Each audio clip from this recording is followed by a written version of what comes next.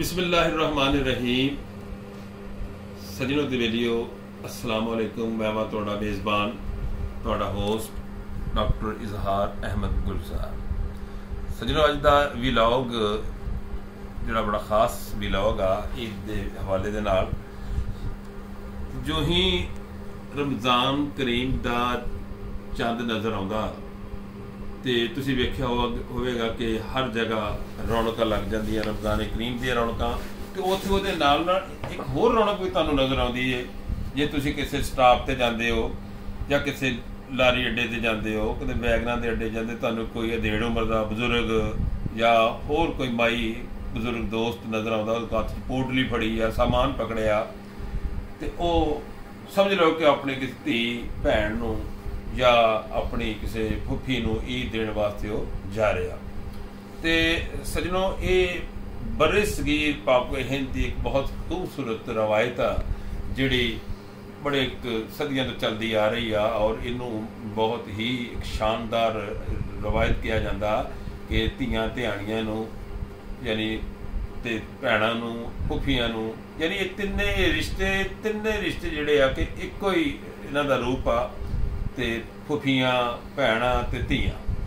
ते साडे वड्डे वडेरे इन्हां फुफियां नूं भैणां नूं धीआं नूं यानी ईद के मौके ते वैसे तो आम तौर पर मिलते रहते हैं, लेकिन बिलखसूस ईद के मौके ते कुछ ना कुछ खाण दीआं शैवां नाल नकदी लैके जांदे ने।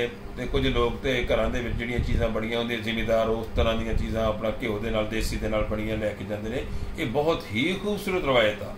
ये ऐसी रवायत आ कि ये धी भैन ने उसका जोड़ा लिया होया ईद का जो भी आ घरों मापियां लो आया होंदा या भैन ने वो साल भर तो नहीं खाना, लेकिन उन्होंने तांग होंदी है भावें घर किन्नी भी आसाइश होवे खुशियां होण करोड़पति होवे, लेकिन उन्होंने अपने मापियां दे आउण वाला जिहड़ा थोड़ा जिहा एक मुहब्बत का एक टोकन आ, एक मुहब्बत का एक जिहड़ा चढ़ावा हुंदा वो उन्होंने तांग हुंदी आ।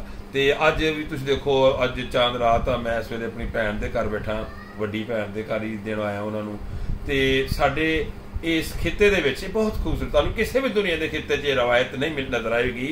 फिर इस तरह कुछ खानदानां ते शबरात दे उत्ते भी धी भैन नूं शबरात दित्ती जांदी आ हां जी, ते फिर ईद दित्ती जांदी आ। इस तरह जिहड़ी धीआं भैणां नूं गहणे भी दिंदे ने लोग, फिर इस तरह कुछ लोग कपड़े दिंदे ने, सूट बना के दिंदे ने, ते मठाइयां फेणियां सवैयां ते खाण दीयां होर चीज़ां जिहड़ियां लोग मुहब्बत दे नाल अपना खुशी का इजहार करते हैं, वो अज भी दे रहे हैं लोग। तो मैं नहीं समझता कि कोई भी शख्स ऐसा हो अपनी बसात के मुताबिक अपनी मसीहत के मुताबिक वो अपनी धी नूं अपनी भैन नूं अपनी फुफी नूं जरूर नजराना मुहब्बत का पेश करता वा।